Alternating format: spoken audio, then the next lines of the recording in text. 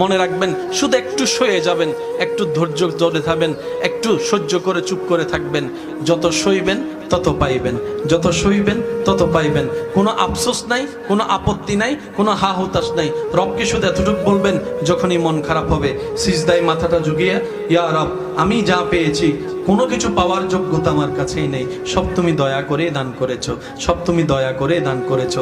একটা জিনিস পাওয়ার যোগ্যতা আমার নাই, এই চোখ পাওয়ার মতো যোগ্যতা আমার কাছে নেই, এই কান শোনার মতো কান আমার কাছে নেই। আল্লাহ, কোনো কিছুরই পাওয়ার যোগ্যতা নাই, তুমি দয়া করে দেখার জন্য দুইটা চোখ দিয়েছো, তোমার দরবারে শুকরিয়া।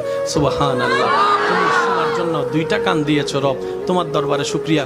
কিভাবে শুকরিয়া আদায় করবো রব? আমার কাছে ভাষা নাই। হাজার গুনাহ করেছি, তুমি রিজিক বন্ধ করে দাও নাই। ফজরের নামাজ পড়ি নাই, ঘুম থেকে ওঠার আগে তুমি তো আমার জন্য নাস্তার ব্যবস্থা করে দিয়েছো। সুবহানাল্লাহ।